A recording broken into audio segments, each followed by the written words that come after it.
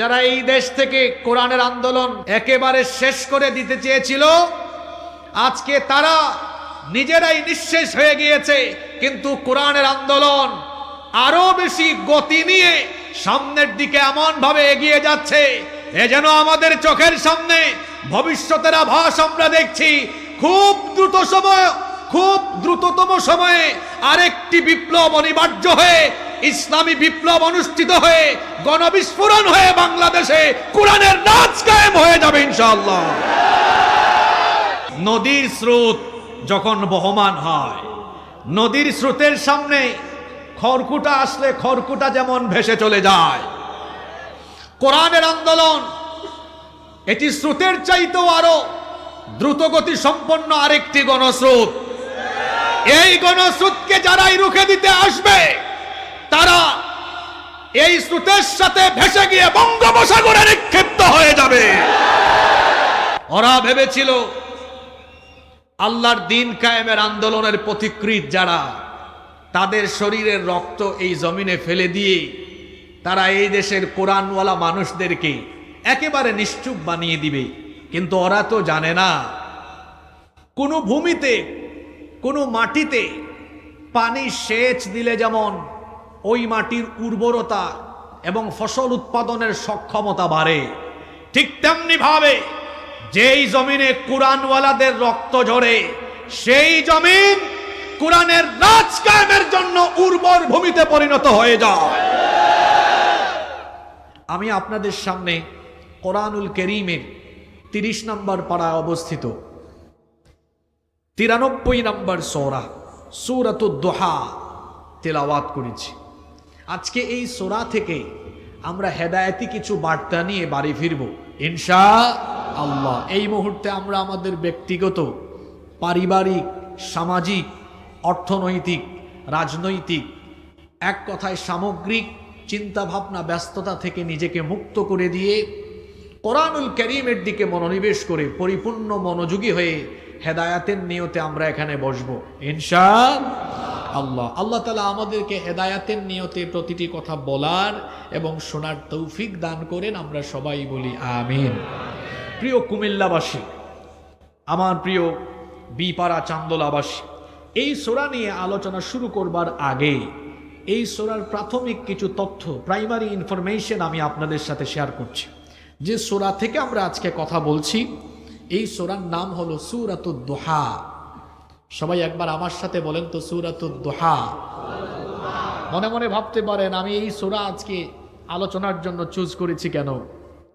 এটা সিরাতুন নবী ফাউন্ডেশন, অন্যদিকে 4 বছর দুঃখ কষ্টে মাহফিল করতে পারলেন না, এই সব কিছু মাথায় রেখে আগামী দিনের কি করণীয় এই সূরার ভেতরে আছে বলেই এই সূরাটি আলোচনার জন্য আজকে আমি নির্ধারণ করেছি। আলহামদুলিল্লাহ। এই সূরার নাম হলো সূরা দুহা। একজনও চুপ থাকবেন না, সবাই বলেন তো আলোচ্য সূরার নাম সূরা দুহা। এই সূরাটি কোরআনে কারীমের সর্বশেষ পারা 30 নম্বর পারায় অবস্থিত। সূরার সিরিয়াল নাম্বার হলো 93 নম্বর সূরা। কোরআনে কারীমের সূরাগুলো 2 ভাগে বিভক্ত। যে সূরাগুলো মক্কায় নাজিল হয়েছে সেগুলোকে বলা হয় মাক্কিয়া, যেগুলো মদিনায় নাজিল হয়েছে সেগুলোকে বলা হয় মাদানিয়া। আজকের আলোচ্য এই সূরাটি মক্কায় নাজিল হয়েছে বলে এই সূরাটিকে বলা হয় সূরাতুম মাক্কিয়া। এই সূরার রুকু সংখ্যা 1, আয়াত সংখ্যা হলো 11। আমরা সূরার প্রাথমিক তথ্য শেয়ার করেছি, এবার আপনাদের থেকে পড়া আদায় করে নেই। সবাই বলেন তো সূরার নাম সূরা। যুবক ভাইয়েরা, আমি কিন্তু দুর্বল মুসলমান দেখতে পারি না। যুবক যুবকের মতো আওয়াজ দিবে।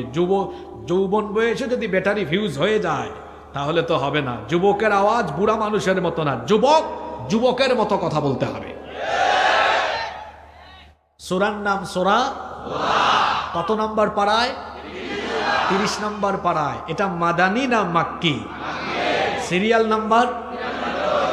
মাশাআল্লাহ, অ্যাক্টিভ শ্রোতা একেবারে, ক্লাসের সব ভালো ছাত্র এখানে, আলহামদুলিল্লাহ। রুকু সংখ্যা 1, আয়াত সংখ্যা 11, আলহামদুলিল্লাহ পড়ে। সারাদিন সকালবেলা যদি কেউ নাস্তা না করে, দুপুরবেলাও না খায়, বিকেলবেলা অনেক ক্ষুধা লাগে না? 4টা বছর মাহফিল হয় নাই, মানুষ কোরআন শোনার জন্য অতিমাত্রার ক্ষুধার্ত হয়ে আছে। তবে এটা পেটের ক্ষুধা না, এটা হচ্ছে হৃদয়ের ক্ষুধা।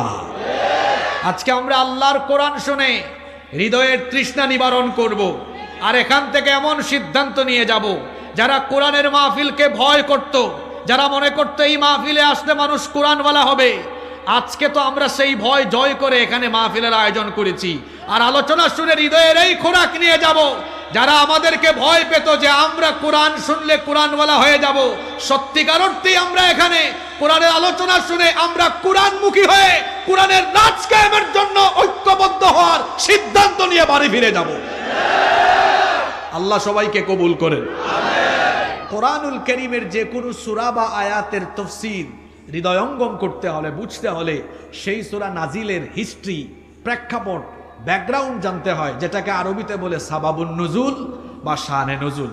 এই সূরা নাজিল হওয়ার পেছনে একটা চমৎকার কাহিনী আছে, সেই কাহিনীটা আপনাদেরকে আমি বলবো। তাফসীরের ভেতরে এনেছেন, এই সূরা নাজিল হওয়ার আগে বেশ কয়েকদিন ওহী নাজিল বন্ধ ছিল। ওহী নাজিল বন্ধের এই সময়টাকে আরবিতে বলা হয় ফাতরাতুল ওয়াহি, ওহির বিরতিকাল। দুইবার ওহী নাজিলের বিরতি ছিল, একবার সূরা মুদ্দাসসির নাজিল হওয়ার আগে কিছুদিন, আর আরেকবার সূরা দোহা নাজিল হওয়ার আগে কিছুদিন। এই সূরা নাজিল হওয়ার আগে কতদিন ওহী নাজিল বন্ধ ছিল? ইমাম ফখরুদ্দিন রাজি রাহমাতুল্লাহ আলাইহি তার তাফসীরের মধ্যে বলেছেন, ইখতালাফু ফি কদরি মুদ্দাতি ইনকিতাইল ওয়াহি। এই ওহী নাজিল কতদিন বন্ধ ছিল এ ব্যাপারে ইখতিলাফ রয়েছে। ফাকালা ইবনু জুরাইজ 12 ইয়াউমা। ইবনে জুরাইজ রাহিমাহুল্লাহ বলেছেন সূরা দোহা নাজিল হওয়ার আগে 12 দিন ওহী নাজিল বন্ধ ছিল। ওয়াকাল আল কালবি রাহিমাহুল্লাহ, তিনি বলছেন 15 ইয়াউমা। কালবি রাহিমাহুল্লাহ বলছেন 15 দিন। আবার রাইসুল মুফাসসিরিন আব্দুল্লাহ ইবনে আব্বাস রাদিয়াল্লাহু আনহুমা তিনি বলছেন 25 ইয়াউমা, 25 দিন। ইমাম সুদ্দি এবং মুকাতিল রাহিমাহুমুল্লাহ তারা বলেছেন 40 ইয়াউমা, 40 দিন। তাফসীরে তবারি, তাফসীরে কুরতুবির ভেতরে এসেছে এই মতানৈক্যটা 12 দিন থেকে 45 দিন পর্যন্ত। কোন মুফাসসির বলেছেন 12 দিন, কোন মুফাসসির 15 দিন, কেউ বলেছেন 18 দিন, কেউ বলেছেন 20 দিন, 25 দিন, 30 দিন, 35, 40, 45 দিন। মোট কথা হলো ইখতিলাফ থাকলেও এই বিষয়টা আমরা এখান থেকে জানতে পারলাম যে সূরা দোহা নাজিল হওয়ার আগে কয়েকদিন জিবরিলের আসা যাওয়া নবীজির কাছে বন্ধ ছিল। কথা কি বুঝতে পেরেছেন? বেশ কয়েকদিন সাইয়েদনা জিবরিল আমিন নবীদের কাছে আসছেন না, ওহী নাজিল বন্ধ হয়ে গেল। আল্লাহর নবীর পেরেশানি বেড়ে গেল, টেনশন বেড়ে গেল, দুশ্চিন্তা বেড়ে গেল। আমার নবী মনে করছেন হয়তোবা তার নিজের তরফ থেকে কোনো ভুল ত্রুটি হয়ে গিয়েছে, সেই কারণে হয়তোবা আল্লাহ তার উপরে নারাজ হয়ে গিয়েছেন, বেজার হয়ে গিয়েছেন, নাখোশ হয়ে গিয়েছেন। জিবরিল আমিন আসেন না, ওহী নাজিল হয় না, আল্লাহর নবীর দুশ্চিন্তা বেড়ে গেল। অন্যদিকে কাফের মুশরিকরা আল্লাহর নবীকে নিয়ে বিরূপ মন্তব্য করার এজন্য এক মহা সুযোগ পেয়ে গেল। তখন তারা বলতে লাগলো, হাদিস শরীফে এসেছে, আবতা জিবরিল আলা রাসূলিল্লাহি, মুহাব্বতে আমার সাথে পড়েন সাল্লাল্লাহু আলাইহি ওয়াসাল্লাম। জিবরিল আমিন রাসূলের কাছে আসা কিছুদিন বন্ধ হয়ে গেল। ফাকাল আল মুশরিকুন, মুশরিকরা তখন বলতে লাগলো, কদ ফুদ্দিআ মুহাম্মদ, আমরা বলি সাল্লাল্লাহু আলাইহি ওয়াসাল্লাম। কাফের মুশরিকরা বলতে লাগলো মুহাম্মদকে তার রব পরিত্যাগ করেছেন, তার রব তার উপরে নারাজ হয়ে গিয়েছেন, তার রব তাকে পরিত্যাগ করেছেন। আবার বুখারী এবং মুসলিম শরীফে হাদিস এসেছে, ইশতাকা রাসূলুল্লাহি সাল্লাল্লাহু আলাইহি ওয়াসাল্লাম ফালাম ইয়াকুম লাইলাতাইনি আও সালাসা। আল্লাহর নবী অসুস্থতার কারণে 2 রাত বা 3 রাত রাতের বেলা তাহাজ্জুদ আদায় করতে পারলেন না। আবু জাহালের স্ত্রী আল্লাহর নবীকে এসে বলল, ইয়া মুহাম্মদ, সে বলল, হে মুহাম্মদ, আমরা বলি সাল্লাল্লাহু আলাইহি ওয়াসাল্লাম, ইন্নী লা আরজু আন ইয়াকুনা শাইতানুকা কদ তারাকাকা লাম আরাহু করিবাকা মুনযু লাইলাতাইনি আও সালাসা। আবু লাহাবের স্ত্রী এসে বলল, মুহাম্মদ, আমরা বলি সাল্লাল্লাহু আলাইহি ওয়াসাল্লাম, সম্ভবত তোমার শয়তান তোমাকে পরিত্যাগ করেছে, নাউজুবিল্লাহ। সে ভাবতো শয়তান এসে নবীজিকে কোরআন শিখায় দেয়, আর নবীজি সেটা কোরআনের নামে মানুষের সামনে প্রচার করেন। এই জন্য সে এসে বলল, সম্ভবত তোমার কাছে যে শয়তান আসা যাওয়া করে তোমাকে তালিম দিত, সেই শয়তান তোমাকে এখন পরিত্যাগ করেছে। এই জন্য 2-3 রাত তুমি তাহাজ্জুদে দাঁড়াও না, নতুন কোন সূরা বা আয়াত আমাদেরকে শোনাও না। এমনি ভাবে গোটা মক্কায় আল্লাহর নবীকে নিয়ে তারা বিদ্রুপাত্মক মন্তব্য আরম্ভ করলো। এইদিকে আমার নবী দুশ্চিন্তাগ্রস্ত হয়ে গেলেন। বেশ কিছুদিন আল্লাহর নবীর কাছে ওহী নাজিল হয় না, জিবরিলের যাওয়া আসা হয় না। আল্লাহর নবী ভাবছেন সম্ভবত আল্লাহ আমার উপর নারাজ হয়ে গিয়েছেন, নাখোশ হয়ে গিয়েছেন, বেজার হয়ে গিয়েছেন। অন্যদিকে কাফেররা আল্লাহর নবীকে নিয়ে ঠাট্টা উপহাস যখন আরম্ভ করলো, আল্লাহ তাআলা তার নবীকে সান্ত্বনা দিয়ে এবং কাফের মুশরিকদের ঠাট্টা উপহাসের জবাব দিয়ে এই সূরা নাজিল করলেন। আল্লাহ তাআলা সূরা নাজিল করে জানিয়ে দিলেন, পড়েন আমার সাথে, والضحى والليل إذا سجى ما ودعك ربك وما قلى سبحان الله والضحى শপথ পূর্বাহ্নে, শপথ দিনের যখন তা আলো ঝলমল হয়, ওয়াল্লাইলি ইযা সাজা শপথ রাতের যখন তা অন্ধকারাচ্ছন্ন হয়ে যায়, মা ওয়াদ্দাআকা রাব্বুকা ওয়া মা ক্বালা, হে নবী আপনার রব আপনার উপরে নারাজ হননি, নাখোশ হননি, আপনাকে ছেড়েও যাননি। আল্লাহু আকবার। এখানে একটা বিষয় খেয়াল করুন, কাফেররা নবীজির সমালোচনা করেছে যে সম্ভবত মুহাম্মদের রব মুহাম্মদকে পরিত্যাগ করেছেন, আর আল্লাহ তাআলা জবাব দিয়েছেন আমার নবীকে আমি ছেড়েও দেই নাই, তার উপরে বেজারও হয় না। এই কথাটা বলার জন্য আল্লাহ তাআলা 2টা কসম করেছেন। জোরে বলেন তো কয়টা কসম করেছেন? কি কি?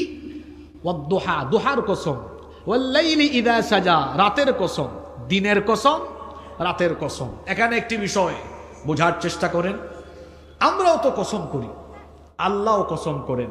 এখন আমাদের কসম আর আল্লাহর কসম কি একরকম? আমরা কসম করি মানুষের সামনে কোনো বিষয় মজবুত ভাবে তুলে ধরার জন্য, কিংবা সেই কথাটি মানুষকে বিশ্বাস করাবার জন্য। কিন্তু আল্লাহ তাআলা তো মানুষকে বিশ্বাস করাবার জন্য কসম করেন না, বরং কসমের পরে তিনি যেই কথাটি বলেন তার সাথে রিলেটেড বিষয়ের কসম তিনি করে থাকেন। এখানে একটা বিষয় আপনাদেরকে বলে রাখি, আমরা কসম করার সময় অনেকে শিরক করে ফেলি, আমরা জানি না। সবচাইতে বড় গুনাহ আকবারুল কাবাইরি আশ-শিরকু বিল্লাহ, সবচাইতে বড় কবিরা গুনার নাম হলো আল্লাহর সাথে শিরক করা। মান হালাফা বিগাইরিল্লাহি ফাকাদ আশরাকা, আল্লাহর নবী বলেছেন যে ব্যক্তি আল্লাহ ছাড়া অন্য কারো নামে শপথ করলো সে ব্যক্তি আল্লাহর সাথে শিরক করলো। আমাদের সমাজে অনেক মানুষ আছে কসম করার সময় বলে আমার বাপের কসম, আমার মায়ের কসম, আমার বউয়ের কসম, আমার সন্তানের কসম, কাবা শরীফের কসম, রসুলের কসম। মনে রাখতে হবে আল্লাহ ছাড়া অন্য যে কোনো বিষয়ে বা যে কোনো বস্তুর নামে কসম করা হলো আল্লাহর সাথে শিরক করা। আল্লাহ আমাদেরকে এই কথাটি বুঝার তৌফিক দান করেন। তাহলে নবীকে আল্লাহ ছেড়ে দেননি, নারাজও হননি, এটা বলার আগে আল্লাহ দিন এবং রাতের কসম করলেন। প্রশ্ন হতে পারে আল্লাহর নবীর উপরে আল্লাহ নাখুশ নন, বেজার নন, তাকে ছেড়েও দেননি, এটা বলার জন্য তিনি কেন দিন আর রাতের কসম করলেন? একটা কারণ আছে না নাই? জোরে বলেন আছে না নাই? দিন এবং রাত এটা দিয়েছেন কে? জোরে বলেন দিয়েছেন কে? আচ্ছা দিন রাত কেন হয়? দিন রাত হয় আহ্নিক গতির কারণে। পৃথিবী তার নিজের অক্ষে একবার ঘুরে আসতে সময় লাগে 23 ঘন্টা 56 মিনিট 4 সেকেন্ড, মানে প্রায় 24 ঘন্টা।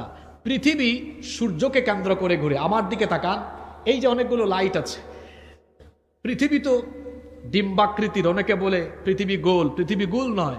কমলা লেবু যেমন ডিমের সাইজ যেমন পৃথিবীও তেমন। কোরআনে আল্লাহ বলেছেন, আল্লাহ তাআলা কোরআনে কারিমে বড় সুন্দর করে বলেছেন যে ওয়াল আরদা বা'দা যালিকা দাহাহা, জমিনকে আমি উট পাখির ডিমের মতো ডিম্বাকৃতির করেছি। সুবহানাল্লাহ। পৃথিবী সূর্যকে কেন্দ্র করে ঘুরছে। তো পৃথিবী সূর্যকে কেন্দ্র করে ঘোরার সময় পৃথিবীর যে পার্ট সূর্যের দিকে পড়ে ওই পার্টে দিন থাকে, আলো থাকে, আর যে অংশটা সূর্যের অপোজিট সাইডে থাকে সেই পাশে অন্ধকার থাকে। যেমন বাংলাদেশ এখন সূর্যের অপোজিট সাইডে আছে, এই জন্য বাংলাদেশে এখন রাত, কিন্তু আমেরিকায় এখন দুপুর 12টার উপরে, দুপুর 12টা 10 মিনিট, কারণ এখন আমেরিকার অংশটা সূর্যের দিকে পড়ে আছে। তো দিন রাত হয় আহ্নিক গতির কারণে। পৃথিবীতে যদি দিন আর রাত না থাকতো, ব্যালেন্স থাকতো না, পৃথিবী বসবাসের উপযোগী থাকতো না।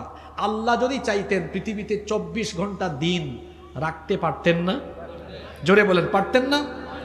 রব্বুল আলামিন কোরআনুল কারীমের 28 নম্বর সূরা সূরাতুল কসাসের 71 নম্বর আয়াত থেকে বলছেন, কুল আরাআইতুম ইন জাআলাল্লাহু আলাইকুমুল লাইলা সারমাদান ইলা ইয়াউমিল কিয়ামাতি মান ইলাহুন গায়রুল্লাহি ইয়াতিকুম বিদিয়া আফালা তাসমাউন। আল্লাহ তাআলা বলছেন, হে নবী আপনি বলুন, তোমরা কি ভেবেছ, তোমরা কি চিন্তা করেছ, আল্লাহ তাআলা যদি রাতকে কিয়ামতের দিন পর্যন্ত তোমাদের উপর চিরস্থায়ী করে দেন, তাহলে এমন কোন ইলাহ আছে যে তোমাদের জন্য রাতের অন্ধকার দূরীভূত করে দিনের আলো এনে দিতে পারবে? এমন কেউ আছে নাকি?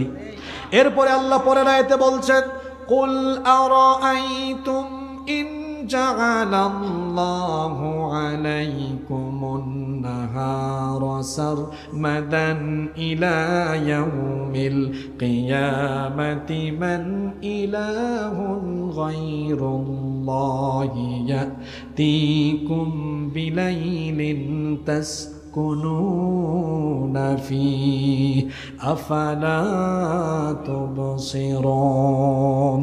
আল্লাহ তাআলা বলছেন, হ্যাঁ নবী আপনি বলুন, তোমরা কি ভেবেছ আল্লাহ তাআলা যদি দিনের আলোকে কিয়ামত পর্যন্ত তোমাদের উপরে অবধারিত করে দেন, আল্লাহ ছাড়া এমন কোন ইলাহ আছে নাকি যে দিনের আলো দূরীভূত করে রাতের অন্ধকার এনে দিবে, যাতে তোমরা বিশ্রাম নিতে পারো, আরাম করতে পারো? আল্লাহ যদি 24 ঘন্টা দিন রাখেন, কেউ কি রাত বানাতে পারবে নাকি?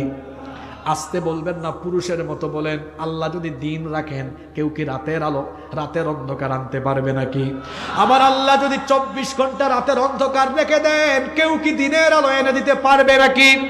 এজন্য আল্লাহ বলেছেন, ওয়া মির রাহমাতিহি জাআলা লাকুমুল লাইলা ওয়ান নাহারা লিতাসকুনু ফীহি। আল্লাহ বলছেন, দিন এবং রাত তিনি বানিয়েছেন যাতে তোমরা দিনের বেলা আল্লাহর অনুগ্রহ তালাশ করতে পারো, রাতের বেলা বিশ্রাম নিতে পারো। দিন এবং রাত যদি আল্লাহ না দিতেন, এই পৃথিবী বসবাসের উপযোগী থাকতো? যদি 24 ঘন্টা রাত থাকতো তাহলে কি হতো? রাতের বেলা দেখবেন টেম্পারেচার, তাপমাত্রা আস্তে আস্তে কমে না? কমে। এখন দেখবেন, আমি গাড়ি থেকে নামার সময় দেখেছি 18 ডিগ্রি সেলসিয়াস। আরো রাত গভীর হবে, তাপমাত্রা কমবে। যদি 24 ঘন্টা পৃথিবীতে রাত থাকতো, তাহলে গোটা পৃথিবী একেবারে বরফে ঢাকা, শীতল হয়ে যেত, বসবাসের উপযোগী থাকতো না। আবার দিনের বেলা দেখবেন সকাল থেকে যখন ধীরে ধীরে সময় বাড়ে, দুপুর গড়িয়ে যখন বিকেল হয়, টেম্পারেচার ধীরে ধীরে বাড়ে। 24 ঘন্টা যদি পৃথিবীতে দিন থাকতো, তাহলে গোটা পৃথিবী উত্তপ্ত হয়ে যেত, হিট হয়ে যেত, সমুদ্র পৃষ্ঠের উচ্চতা বেড়ে যেত, যার কারণে পৃথিবীতে কোনো ব্যালেন্স থাকতো না। দেখা যেত উদ্ভিদ, প্রাণী, পশু, মানুষ সবাই অস্থির হয়ে পড়তো, এই পৃথিবী বসবাসের আর উপযোগী থাকতো না। আল্লাহ তাআলা দিন এবং রাত ভাগ করে দিলেন, যেন আমরা সারাদিন সকালবেলা উঠে অফিসে যাই, ব্যবসা প্রতিষ্ঠানে যাই, স্কুল কলেজ ইউনিভার্সিটিতে যাই, সন্ধ্যা পর্যন্ত কাজ করে রাতের বেলা যখন আমরা ঘুমাই, ঘুমানোর পরে আমাদের ব্রেইন ফ্রেশ হয়ে যায়, শারীরিক ক্লান্তি দূর হয়ে যায়। দিনের পরে যেমন বিশ্রামের জন্য রাতের দরকার, আল্লাহ এখানে দিন রাতের কসম কি কারণে করলেন? ওয়াদ-দুহা ওয়াল-লাইলি ইযা সাজা, কসম দিনের, কসম রাতের। দিন রাতের কসম করে আল্লাহ বলছেন, আমি আপনার উপর বেজার হইনি, আপনাকে ছেড়েও দেইনি। এই কথা বলার জন্য দিন আর রাতের কসম আল্লাহ এই জন্য করেছেন, দিনের পরে যেমন সারা দিনের কাজকর্মের জন্য বিশ্রামের জন্য রাত দরকার, ঠিক তেমনি ওহী যদি এক নাগারে নবীজির উপর নাজিল হয়, নবীজির স্নায়ু দুর্বল হতে পারে, কষ্ট হতে পারে।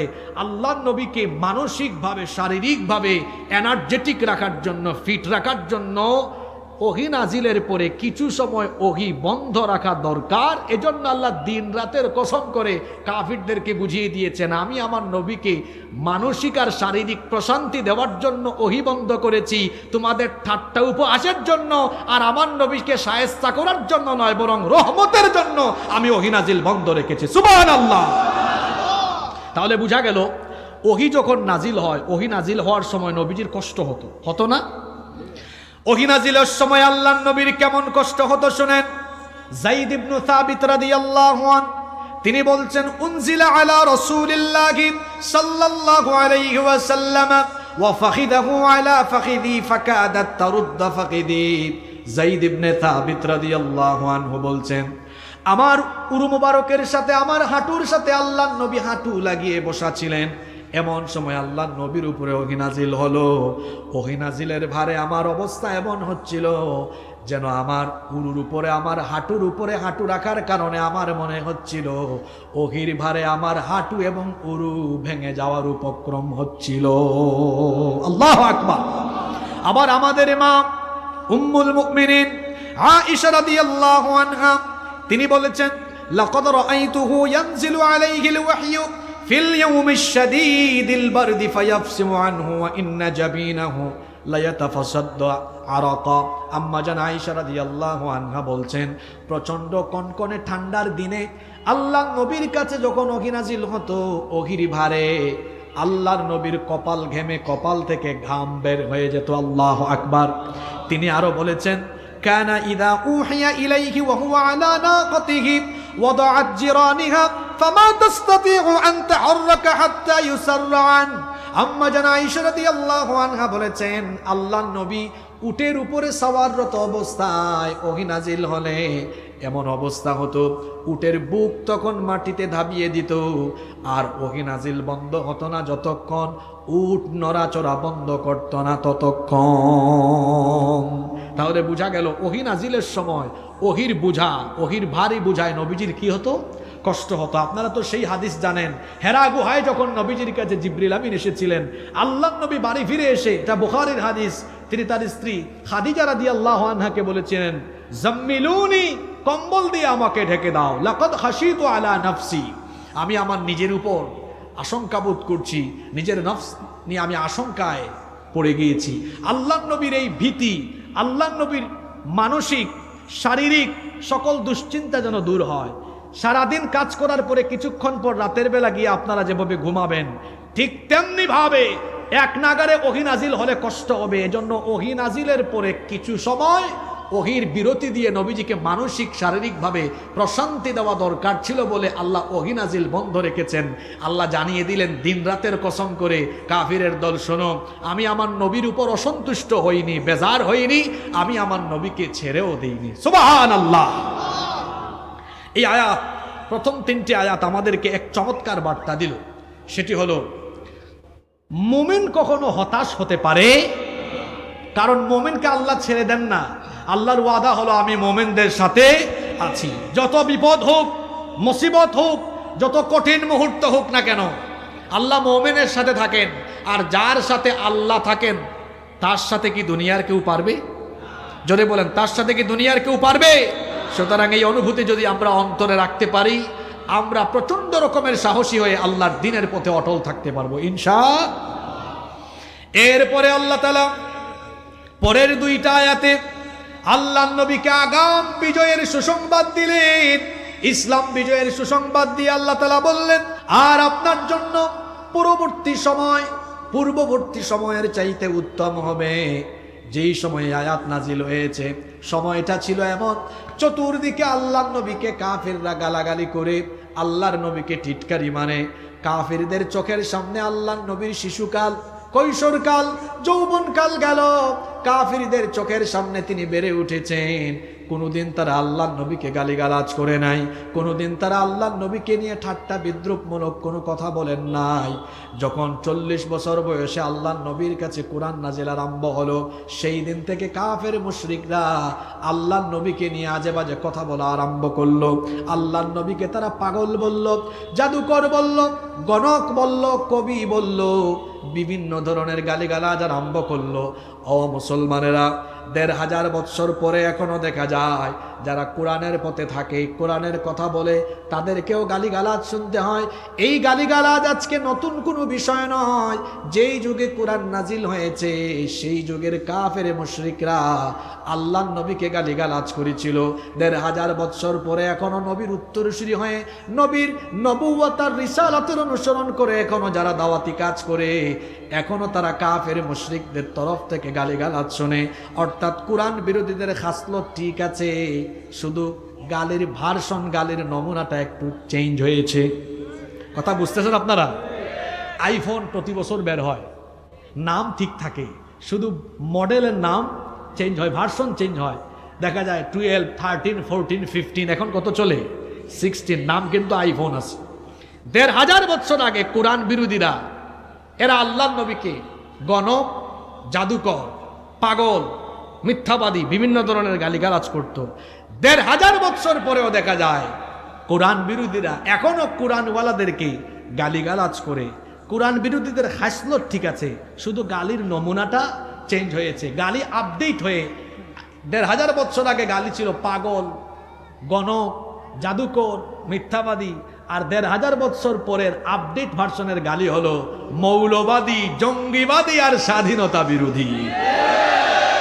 1500 বছর আগেও গালিগালাজ করে যেভাবে ইসলামের অগ্রযাত্রাকে থামানো যায় নাই, বর্তমান সময়েও কোরআনওয়ালাদেরকে মৌলবাদী, জঙ্গিবাদী, স্বাধীনতা বিরোধী আর রাজাকার বলে কোরআনের অগ্রযাত্রাকে থামানো যাবে না। তোমাদের চোখের সামনে ইসলাম এই দেশে বিজয়ী হয়ে যাবে।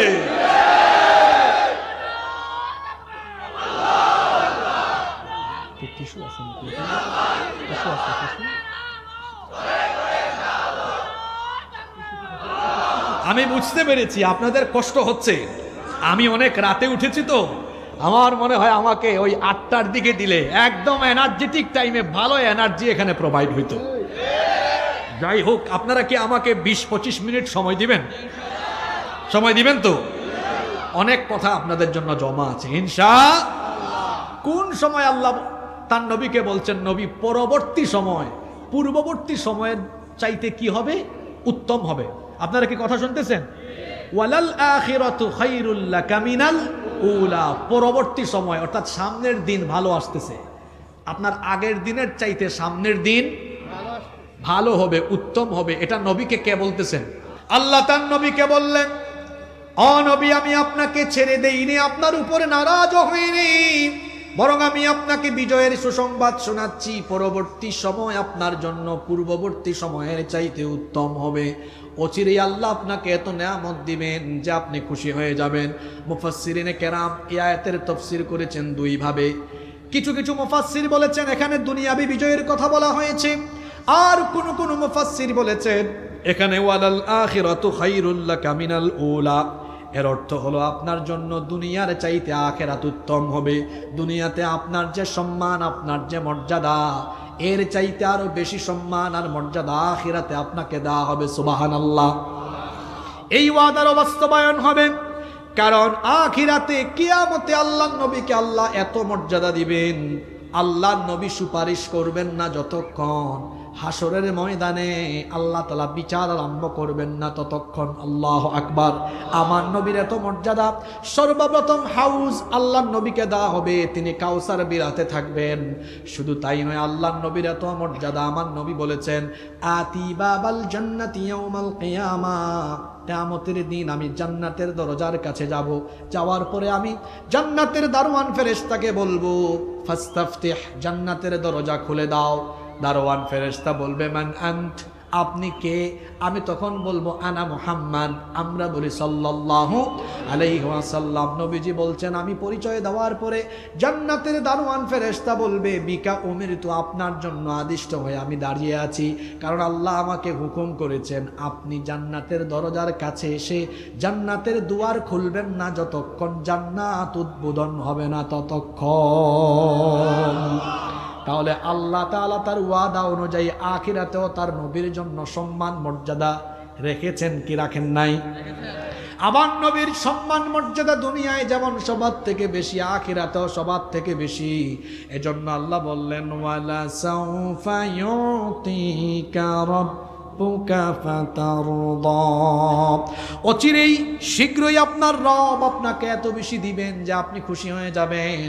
প্রথম 3 আয়াতে আল্লাহ তার নবীকে সান্ত্বনা দিলেন, পরবর্তী 2 আয়াতে আল্লাহ তার নবীকে ইসলাম বিজয়ের আগাম সুসংবাদ দিলেন, এর পরের 3টা আয়াতে আল্লাহ তাআলা তার নবীকে পূর্ববর্তী নেয়ামতের কথা স্মরণ করিয়ে দিলেন। আল্লাহ তার নবীকে বললেন, আমি যে আপনাকে ভবিষ্যতে সামনে দুনিয়া আখিরাতে নেয়ামত দিব। কেন দিব শুনেন, কারণ আপনার জন্মের পর থেকে আমি আপনাকে নেয়ামত দিয়েছি। আল্লাহ আবার স্মরণ করিয়ে দিলেন, আমার সাথে যারা পারেন তেলাওয়াত করেন, আলাম ইয়াজিদকা ইয়াতীমান ফাআওয়া। ও নবী, আমি কি আপনাকে এতিম অবস্থায় পাইনি? আর এতিম অবস্থায় পেয়ে আমি কি আপনার উত্তম আশ্রয়ের ব্যবস্থা করিনি? আমার নবী তো এমন এতিম ছিলেন, পৃথিবীতে আসার আগে তিনি তার বাপ হারিয়ে পিতৃহারা এতিম হয়ে গেলেন। পৃথিবীতে যখন আসলেন পিতা ছাড়া পিতৃহীন এতিম সন্তান। সেই সময়ে মক্কার আরবদের রীতিনীতি ছিল, যারা শহরে থাকতেন, শহরে বসবাস করতেন, শহরের রোগবালাই থেকে বাচ্চাকে হেফাজতের জন্য এবং শিশু যেন বিশুদ্ধ ভাষী সুঠাম আর শক্তিশালী হয়ে বেড়ে ওঠে, এই জন্য শহরের নাগরিকরা তাদের শিশুদেরকে মরুভূমি অঞ্চলের ধাত্রী মহিলাদের কাছে পাঠিয়ে দিতেন। আল্লাহ নবীর বেলাও একই রীতি নবীজির দাদা আব্দুল মুত্তালেব অনুসরণ করলেন। নবীজির জন্য ধাত্রী মহিলা খোঁজ করতে লাগলেন, কিন্তু কোনো ধাত্রী মহিলা আল্লাহর নবীকে নিতে চায় না। কারণ এতিম বাচ্চা দেখে সবার ধারণা হলো সম্ভবত টাকা কম দেওয়া হবে, পয়সা কম পাওয়া যাবে, এই জন্য এতিম এই বাচ্চাকে কেউ নিতে চায় না। তায়েফ থেকে বনু সাদ গোত্রের একদল নারী মক্কায় আসলেন। আব্দুল মুত্তালেব তাদেরকে সম্বোধন করে বললেন, হে তায়েফের বনু সাদ গোত্রের নারীরা, আমার ঘরে একটা এতিম বাচ্চা আছে, বেশি টাকা পয়সা দেওয়া যাবে না। এই বাচ্চাকে দেখে যদি তোমাদের মন ভালো লাগে তাহলে বাচ্চাটাকে নিয়ে যেতে পারো। এতিম বাচ্চা দেখে ওই ঘরের ভেতরেই কেউ যায় না। অবশেষে বনু সাদ গোত্রের সেই সৌভাগ্যবতী নারী হালিমাতুস সাদিয়া আসলেন। তিনি এসে দেখলেন তার গাধাটা দুর্বল ছিল, দুর্বল গাধায় আরোহণ করে এসেছেন। সবার শেষে এসে দেখলেন অন্যান্য নারীরা পয়সাওয়ালাদের ঘরের বাচ্চা কাচ্চা নিয়ে গিয়েছে।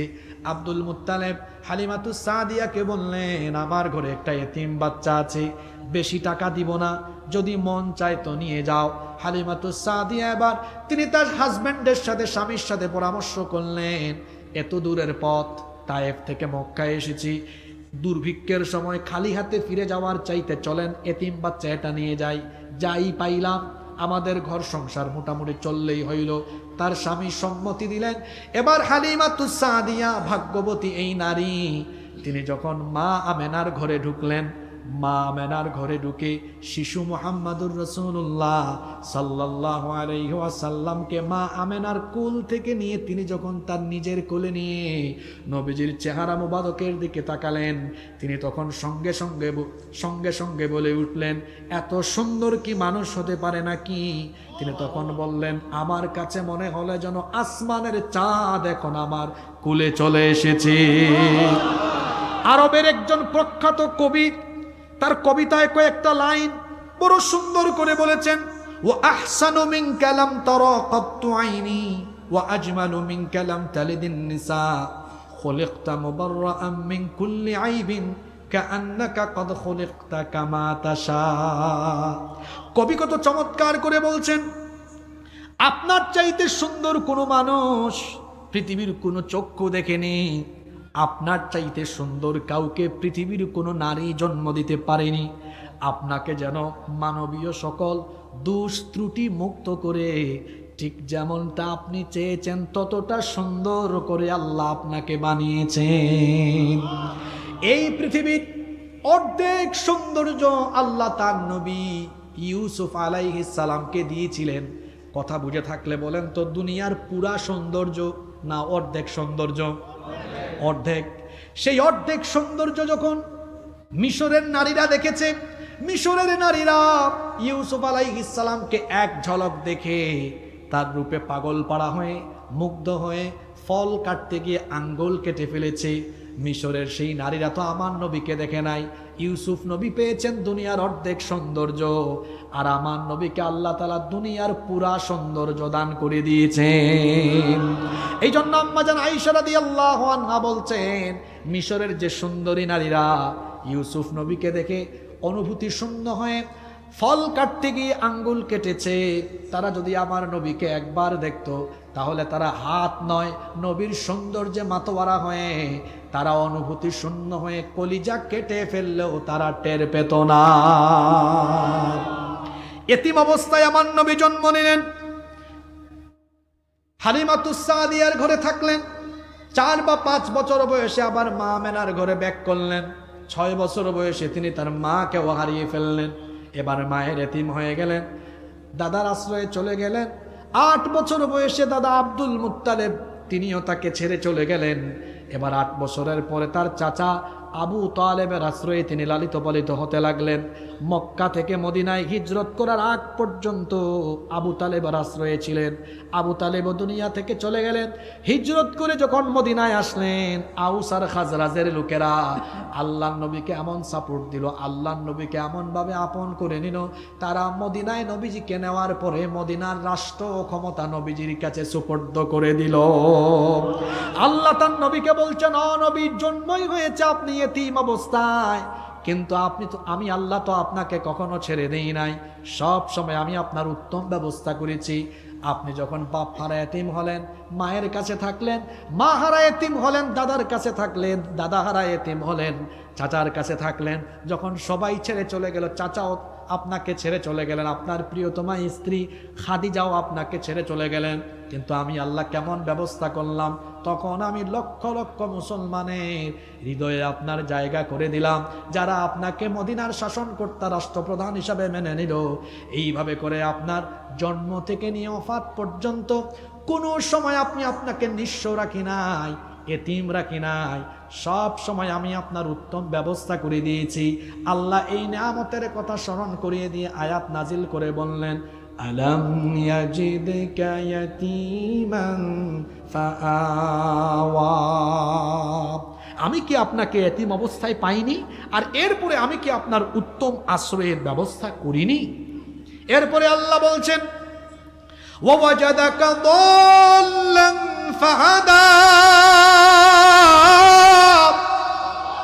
আমি কি আপনাকে পথ হারা অবস্থায় পেয়ে পথের দিশা দেইনি? এখানে দাল্লান শব্দের অর্থ পথভ্রষ্ট বা গুমরা নয়, বরং দাল্লান শব্দের অর্থ হলো পথ হারা, যিনি সঠিক পথ জানেন না।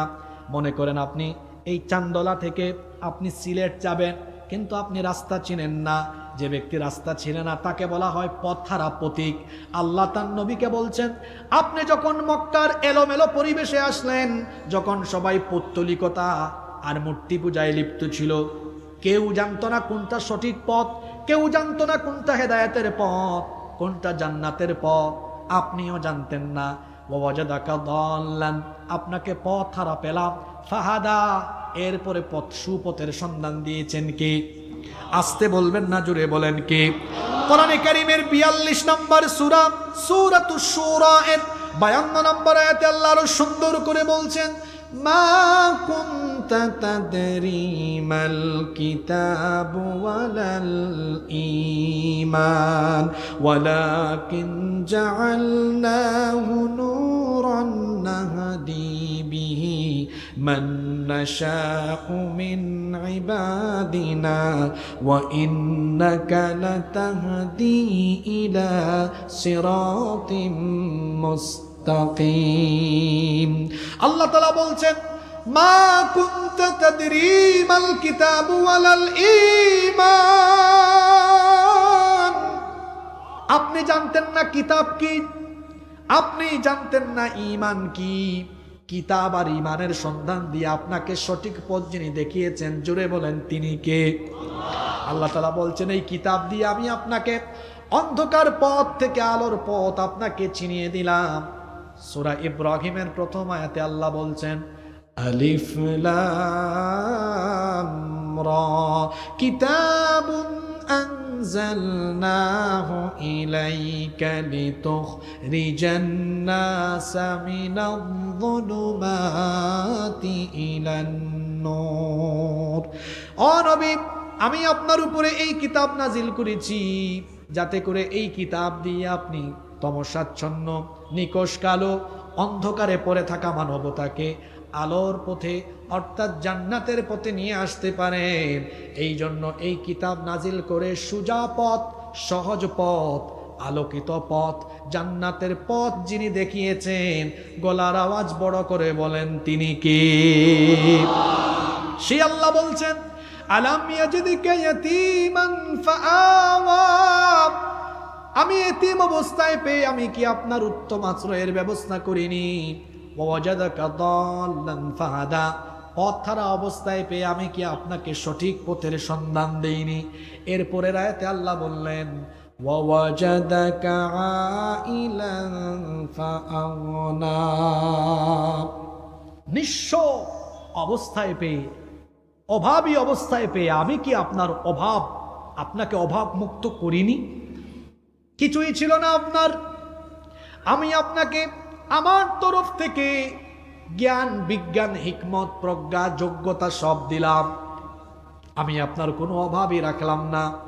এমন এক নারীর সাথে আপনার বিয়ে হলো যিনি ছিলেন মক্কার সবচাইতে ধনাঢ্য নারী। এর আগে আপনি আপনার চাচার সাথে চাচার আশ্রয়ে ছিলেন, তিনিও ছিলেন ব্যবসায়ী। অর্থাৎ আমি আপনাকে নিঃস্বতা আর অভাব কি সেটা বুঝতেও দেই নাই। আমি আপনাকে সব সময় অভাব মুক্ত রেখেছি। আল্লাহু আকবার। দেখেন এই সূরাকে বুঝার সুবিধার্থে আমরা 4 ভাগে ভাগ করছি। প্রথম 3টা আয়াতে আল্লাহ তার নবীকে সান্ত্বনা দিয়েছেন, এরপরের 2 আয়াতে আল্লাহ তার নবীকে ইসলাম বিজয়ের আগাম সুসংবাদ দিয়েছেন 3, 2, 5। পরের 3টা আয়াতে আল্লাহ তাআলা তার নবীকে নিয়ামতের কথা স্মরণ করিয়ে দিয়েছিলেন। এতিম ছিলেন, আশ্রয় দিয়েছি। পথ হারা ছিলেন, পথের সন্ধান দিয়েছি। অভাবে ছিলেন, অভাব মুক্ত করেছি। 8 আয়াত গেল, বাকি আছে আর কত আয়াত? কষ্ট হচ্ছে নাকি আপনাদের? কথায় আছে শেষ ভালো যার সব ভালো। শেষ 3টা আয়াতে আবার আল্লাহ তার নবী এবং আমাদের সবাইকে কিছু নির্দেশনা দিলেন। সেই নির্দেশনাগুলো কি এবার শোনেন। ফাআম্মাল ইয়াতীমা ফালা তাকহার ওয়া আম্মাস সাইলা ফালা তানহার ওয়া আম্মা বিনি'মাতি রাব্বিকা ফাহাদ্দিস। কি সুন্দর দিক নির্দেশনা দিলেন। ফাআম্মাল ইয়াতীমা ফালা তাকহার, ও নবী এতিমদেরকে ধমক দিবেন না, গলা ধাক্কা দিবেন না। আল্লাহ এর আগে নবীজির এতিম হালতের কথা মনে করিয়ে দিলেন। আপনি তো এতিম ছিলেন, আমি আপনার আশ্রয়ের ব্যবস্থা করেছি, সুতরাং আমি আপনাকে এবং আপনার উম্মতকে বলছি তারা যেন এতিমের সাথে দুর্ব্যবহার না করে, এতিমের সাথে তারা যেন খারাপ আচরণ না করে। কারণ এতিম হলো অসহায়। এই অসহায় পিতৃহারা কিংবা মাতৃহারা এতিমের সাথে কেউ যেন দুর্ব্যবহার না করে। আল্লাহ নবী বলেছেন এতিমের সাথে দুর্ব্যবহার করো না, কারণ আমি নবী তো নিজেই এতিম। যে ব্যক্তি এতিমকে কষ্ট দিল সেই ব্যক্তি যেন স্বয়ং নবীজিকে কষ্ট দিল। এজন্য এতিমের সাথে কোনো খারাপ আচরণ করা যাবে না। যাদেরকে আল্লাহ সামর্থ্য দিয়েছেন এতিম দেখাশোনা করবেন, এতিম লালন পালন করবেন, তার পড়ালেখার ব্যবস্থা করে দিবেন, এতিম ছেলে মেয়েদের বিবাহের ব্যবস্থা করে দিবেন। আল্লাহর নবী বলেছেন, এটা বুখারী শরীফের হাদিস, আনা ওয়া কাফিলুল ইয়াতিমি ফিল জান্নাতি হাকাযা ওয়া দাম্মাস সাব্বাবাতি ওয়াল ওয়াসতা। এই 2টা আঙ্গুল নবীজি সাহাবীদেরকে দেখায় বললেন, আমি এবং এতিমের দেখাশোনাকারী ব্যক্তি কিয়ামতের দিন এইভাবে এক জান্নাতে কাছাকাছি থাকবো। আরো আসতে বলেন সুবহানাল্লাহ। এই 2টা আঙ্গুল যেভাবে একসাথে আছে, এই যে আল্লাহ নবী 2টা আঙ্গুল দেখায় বললেন, আমি আর এতিম লালন পালনকারী ব্যক্তি কিয়ামতে 2 জন একসাথে জান্নাতে থাকবো। সুবহানাল্লাহ। এতিমদেরকে ধমক দিবেন না। আমার সমাজে অনেক ব্যক্তি আছে এতিমের মাল অন্যায়ভাবে খেয়ে ফেলে, এতিমের মাল আত্মসাৎ করে, এতিমের মাল আত্মসাৎ করে যারা পেটে ঢুকায় তারা জাহান্নামের আগুন তাদের পেটে ঢুকায়। এরপরে আল্লাহ বলছেন ওয়া আম্মাস সাইলা ফালা তানহার, সাইলদেরকে যারা চাইবে আপনার কাছে প্রার্থী হয়ে আসবে তাদেরকে ধমক দিবেন না। এখানে মুফাসসিরিনে কেরাম সাইল শব্দের দুইটা ব্যাখ্যা দিয়েছেন। একটা ব্যাখ্যা তারা দিয়েছেন, কেউ যদি আপনার কাছে কোনো জিনিস না জেনে জানতে আসে সেই ব্যক্তিকে ফিরাইয়া দিবেন না, যেই ব্যক্তি জানতে আসবে তাড়িয়ে দিবেন না, তাকে বুঝিয়ে দিবেন। আবার এই সাইল শব্দের আরেকটা ব্যাখ্যায় মুফাসসিরগণ বলেছেন, অভাবী অসহায় মানুষ যখন আসবে তাকে ফিরাইয়া দেওয়া যাবে না, সামর্থ্য অনুযায়ী তার পাশে দাঁড়াতে হবে। আমাদের যাদের সামর্থ্য আছে আমরা আমাদের পাড়া প্রতিবেশী আত্মীয় স্বজন আশেপাশের অভাবী অসহায় দুঃখী মানুষের পাশে থাকব। কারণ হলো আল্লাহ নবী বলেছেন, যে ব্যক্তি তার অন্য কোনো মুসলমান ভাইয়ের অভাব অনটন প্রয়োজন পূরণ করে দিবে, আল্লাহ ওই ব্যক্তির দুনিয়া আখিরাতের সব প্রয়োজন পূরণ করে দিবেন। এই জন্য সামর্থ্য থাকলে অভাবী মানুষের পাশে দাঁড়াবেন। এই যে আমাদের ধন সম্পদ টাকা পয়সা আমাদের যা কিছু আছে সব কিছু তিনি দিয়েছেন, গলার আওয়াজ বড় করে সবাই বলেন তিনি কে? যে আল্লাহ এই সম্পদের নেয়ামত দিয়েছেন সেই আল্লাহ তাআলা কি চাইলে এই সম্পদের নেয়ামত কেড়ে নিতে পারেন কি পারেন না? শেষ একটা ঘটনা বলে আমি ফিনিশিং এর দিকে যাব। ঘটনাটা বলবো না শেষ করে দিব? ঘটনাটা বলবো। সামর্থ্য থাকার পরেও যারা মানুষকে সহযোগিতা করে না, বনি ইসরাইলের 3 ব্যক্তির এই ঘটনা থেকে তারা আশা করি শিক্ষা নিয়ে বাড়ি যাবে। আল্লাহ নবী বনি ইসরাইলের 3 ব্যক্তির ঘটনা উল্লেখ করলেন। গলার আওয়াজ বড় করে বলেন তো কয়জন ব্যক্তি? এক ব্যক্তির সমস্যা হলো কুষ্ঠরোগী। কি রোগী? আরেক ব্যক্তি 2 নাম্বার ব্যক্তি তার সমস্যা হলো টাকলা, মাথায় কোনো চুল। 3 নাম্বার আরেক ব্যক্তি হলো অন্ধ, চোখে দেখে না। তাহলে কয়জন ব্যক্তির কথা বললাম? দেখি তো কি মনে রেখেছেন। 1 নাম্বার ব্যক্তি কি সমস্যা? কুষ্ঠরোগী। 2 নাম্বার ব্যক্তি টাকলা। 3 নাম্বার ব্যক্তি অন্ধ। এই 3 জন ব্যক্তি, বনি ইসরাইলের এই 3 জন ব্যক্তিকে আল্লাহ তাআলা পরীক্ষা করতে চাইলেন। ফেরেশতাদেরকে মানুষের সুরত দিয়ে তাদের কাছে পাঠালেন। তিনি এসে বললেন, প্রথমে কুষ্ঠরোগীর কাছে এসে বললেন, আল্লাহর বান্দা তোমার সবচাইতে পছন্দের বিষয় বা পছন্দের বস্তু কি? সে তখন বলল, সুন্দর চামড়া আর সুন্দর রং। কারণ আমার তো কুষ্ঠরোগ, এই কারণে মানুষ আমাকে পছন্দ করে না। যদি আমার চামড়া সুন্দর হতো, যদি আমার চেহারা সুরত ভালো হতো, কুষ্ঠরোগ না থাকতো, তাহলে আমি বড় আনন্দিত হলাম, আমি বড় আনন্দিত হতাম। এই কথা শুনে ফেরেশতা তার গায়ের মধ্যে হাত বুলায় দিলেন। তার গায়ে যখন তিনি হাত মুছে দিলেন, আল্লাহ তার পদ্ধতি ব্যবস্থাপনায় সেই কুষ্ঠরোগীর রোগ ভালো করে দিলেন। ফেরেশতা বললেন, তোমার কাছে সবচেয়ে পছন্দের মাল কি, পছন্দের সম্পদ কি? সে বলল, উট। ফেরেশতা তাকে 10 মাসের গর্ভবতী একটা উটনি দিলেন, দিয়ে বললেন, এটা তোমার। আমি দোয়া করছি আল্লাহ তোমার এই সম্পদে, তোমার এই উটনি দিয়ে তোমার সম্পদে বরকত বাড়িয়ে দেন। এই কথা বলে ফেরেশতা চলে গেলেন দ্বিতীয় ব্যক্তির কাছে। দ্বিতীয় ব্যক্তির সমস্যা কি? টাকলা, মাথায় কোনো চুল। ফেরেশতা গিয়ে বললেন, হে আল্লাহর বান্দা, তোমার সবচাইতে পছন্দের বস্তু কি? সে বলল, যার মাথায় চুল নাই, চুলের চাইতে তার পছন্দের কিছু থাকতে পারে নাকি? আমি ঘর থেকে বের হইলে মানুষ আমাকে টাকলা বলে, আমার যদি মাথায় চুল গজাতো, চুল থাকতো, আমি বড় খুশি হতাম। ফেরেশতা তার মাথায় হাত বুলায় দিলেন, আল্লাহ তার মাথায় চুল গজাইয়া দিলেন। এবার ফেরেশতা বললেন, তোমার সবচেয়ে পছন্দের মাল কি? এবার ওই ব্যক্তি বলল, গাভী, গরু। ফেরেশতা আবার 10 মাসের গর্ভবতী একটা গাভী দিয়ে বললেন, এই গাভীর মাধ্যমে আল্লাহ তোমার সম্পদে বরকত বাড়িয়ে দেন। ফেরেশতা চলে গেলেন 3 নাম্বার ব্যক্তির কাছে। 3 নাম্বার ব্যক্তির সমস্যা ছিল অন্ধ। ফেরেশতা গিয়ে বললেন, আল্লাহর বান্দা তুমি কোন বিষয় আল্লাহর কাছে চাও? সে বলল, আমি অন্ধ মানুষ, চোখে দেখি না, আসমান কেমন, জমিন কেমন, দুনিয়ার মানুষ কেমন আমি জানিও না। যদি চোখে দেখতাম তাহলে আমার মন প্রশান্ত হয়ে যেত, আমার মনটা আনন্দে ভরে যেত। ফেরেশতা আবার অন্ধ ব্যক্তির চোখের উপরে হাত বুলায় দিলেন, আল্লাহ তার চক্ষু ভালো করে দিলেন। সুবহানাল্লাহ পড়বেন না? ফেরেশতা বললেন, তোমার সবচেয়ে পছন্দের মাল কি? এবার ওই ব্যক্তি বলল, ছাগল। ফেরেশতা একটা ছাগি তাকে দিয়ে বললেন, গর্ভবতী ছাগে দিয়ে বললেন, এই ছাগির মাধ্যমে আল্লাহ তোমার সম্পদে আরো বরকত বাড়িয়ে দেন। তাহলে এই তিন ব্যক্তির তিনটা সমস্যা দূর করে দিয়েছেন কে? জোরে বলেন। তিন ব্যক্তির সমস্যা দূর করে দিয়ে তিন ব্যক্তিকে আবার সম্পদ দিয়েছেন কে? কয়েক বছরে প্রথম ব্যক্তি কুষ্ঠরোগী যে ভালো হয়ে গেল, তার উটনির মাধ্যমে বিরাট উটের পাল হয়ে গেল। দ্বিতীয় ব্যক্তির গাভী থেকে বিরাট গরুর পাল হয়ে গেল। তৃতীয় ব্যক্তির ছাগি থেকে বিরাট ছাগলের পাল হয়ে গেল। এবার কয়েক বছর পরে আল্লাহ এই ব্যক্তিদের পরীক্ষা করার জন্য আবার ফেরেশতাকে পাঠালেন।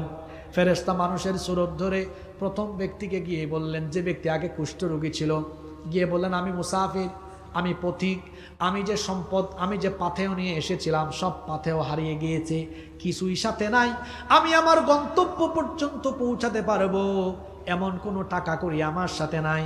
তোমার তো দেখতেছি অনেক উট, তোমার এই বিরাট উটের পাল থেকে দয়া করে একটা উট আমাকে দান করে দাও। সে তখন বলল, আমার এই উট আমি তোমাকে দিতে পারবো না, চলে যাও। তখন ফেরেশতা বললেন, কি করে এমন নাফরমানি করতে পারলে? তোমার তো কিছুই ছিল না, এই উট আল্লাহ তোমাকে দিয়েছেন, তুমি তার পথে দিতে পারলে না। সে বলল, এগুলো আল্লাহ আমাকে দেন নাই, আমি উত্তরাধিকার সূত্রে পেয়েছি। নাউজুবিল্লাহ। ফেরেশতা তখন বললেন, হ্যাঁ নাফরমান বান্দা, তুমি আমাকে চিনো না, বহু বছর আগে আমি তোমার কাছে এসেছিলাম, তোমার কুষ্ঠরোগ ভালো করে আল্লাহ দিয়েছিলেন, তোমাকে আল্লাহ সম্পদ দিয়ে আজ আমার মাধ্যমে আবার পরীক্ষা করলেন, তুমি পরীক্ষায় ফেল করলে, এই জন্য আল্লাহ যে সম্পদ তোমাকে দিয়েছেন এই সম্পদ আবার আল্লাহ কেড়ে নিয়ে তোমাকে রাস্তার ফকির বানায় দিবেন। বলেন তো, সম্পদশালী ব্যক্তিকে সকালবেলার ধনীকে সন্ধ্যাবেলা ফকির বানাতে পারেন কে? ফেরেশতা আবার দ্বিতীয় ব্যক্তির কাছে গেলেন, যেই ব্যক্তি টাকলা ছিল, মাথায় চুল গজিয়েছে, গরুর পাল হয়েছে, তাকে গিয়ে ওই ফেরেশতা বললেন, আমি মুসাফির, সহায় সম্বলহীন এক পথিক, আমি আমার গন্তব্য পর্যন্ত পৌঁছাবো, কিছুই আমার সাথে নাই, তোমার তো অনেক বড় গরুর পাল, আমাকে একটা গরু দিয়ে দাও। সে বলল, না আমি তোমাকে দিতে পারবো না। ফেরেশতা বললেন, আল্লাহ তোমাকে দিয়েছেন, আল্লাহর পথে একজন মুসাফিরকে কেন সাহায্য করো না? সেও একই কথা বলল, এগুলো আল্লাহ আমাকে দেন নাই, আমি আমার পৈতৃক সম্পদ থেকে উত্তরাধিকার সূত্রে পেয়েছি। নাউজুবিল্লাহ। ফেরেশতা বললেন, মিথ্যাবাদী নাফরমান বান্দা, তুমি তোমার অতীত কেমনে ভুলে গেলে? তোমার তো কিছুই ছিল না, টাকলা ছিলে, আল্লাহ চুল দিলেন, সম্পদও দিলেন, আজকে আল্লাহর দেওয়া সম্পদ আল্লাহর পদে দিতে পারো না, তোমাকে পরীক্ষা করা হয়েছে, তুমিও পরীক্ষায় ব্যর্থ, তোমার সম্পদ আল্লাহ আবার কেড়ে নেবেন। এবার ফেরেশতা চলে গেলেন ৩ নাম্বার ব্যক্তির কাছে, যেই ব্যক্তির সমস্যা ছিল অন্ধ, আল্লাহ তার চোখের আলো দিয়েছেন। এরপরে আল্লাহ তাকে আল্লাহ তাআলা ছাগি দিয়েছেন, আর এই ছাগির মাধ্যমে বিরাট ছাগলের পাল হয়েছে। ফেরেশতা গিয়ে বললেন, হে আল্লাহর বান্দা, আমি মুসাফির, আমার সম্বল পাথেও সব হারিয়ে গিয়েছে, আমাকে একটু সাহায্য করেন, বিশাল ছাগলের পাল আছে আপনার, যে কোনো একটা ছাগল আমাকে দিয়ে দেন। ওই ব্যক্তি তখন বললেন, আসলে আমার এক সময় কিছুই ছিল না, আমি অন্ধ ছিলাম, আল্লাহ আমার চোখের আলো দিয়েছেন, সম্পদও ছিল না, আল্লাহ আমাকে সম্পদ দিয়েছেন, এই সম্পদের আসল মালিক আমি নয়, সম্পদের মালিক আল্লাহ, সুতরাং তুমিও মুসাফির, আল্লাহর ওয়াস্তে চেয়েছো, একটা কেন ছাগলের পাল দেখো, দেখার পরে যতটাই ইচ্ছা চয়েস হয়, আল্লাহর দেওয়া সম্পদ থেকে তুমি আল্লাহর ওয়াস্তে এখান থেকে নিয়ে যাও। ফেরেশতা বললেন, আপনার একটা ছাগলের আমার দরকার নাই, আল্লাহ পরীক্ষা করেছেন, পরীক্ষায় আপনি পাস, আল্লাহ আপনার সম্পদে আরো বরকত দান করেন। সুবহানাল্লাহ। কি বুঝলেন এই হাদিস থেকে? আল্লাহর পথে যারা খরচ করে এদের সম্পদ কমে না, সম্পদ আরো বাড়িয়ে দেন কে? আচ্ছা বলেন তো, সম্পদ কমানো আর বাড়ানোর মালিক আপনি না আল্লাহ? আপনার ফ্যাক্টরি, ইন্ডাস্ট্রি, ব্যবসা বাণিজ্যের বরকত হবে কি হবে না? এটা আপনার উপর ডিপেন্ড করে না আল্লাহর উপর ডিপেন্ড করে। এই জন্য আল্লাহর দেওয়া সম্পদ থেকে অভাবী অসহায় মানুষকে দান করতে হবে, দিয়ে দিতে হবে। মনে রাখতে হবে আপনার সম্পদে তাদের হক আছে। এজন্য আল্লাহ বলেছেন ওয়াফি আমওয়ালিহিম হাক্কুল লিসাইলি ওয়াল মাহরুম, তাদের সম্পদে অভাবী অসহায়দের হক আছে, এরা আসলে ফিরিয়ে দেওয়া যাবে না। এজন্য আল্লাহ বলেছেন ফাআম্মাল ইয়াতীমা ফালা তাকহার ওয়া আম্মাস সাইলা ফালা তানহার ওয়া আম্মা বিনি'মাতি রাব্বিকা ফাহাদ্দিস। খবরদার এতিমদেরকে ধমক দিও না, দুর্ব্যবহার করো না, অভাবী প্রার্থী ভিক্ষুক যারা আসে তাদেরকে তাড়িয়ে দিও না। ওয়া আম্মা বিনি'মাতি রাব্বিকা ফাহাদ্দিস, আর আল্লাহ যে নিয়ামত দিয়েছেন নিয়ামতের গুণগান করতে থাকেন। এই 11টা আয়াতে মোট 4টা বিষয়ের আলোচনা হয়েছে। জোরে বলেন কয়টা?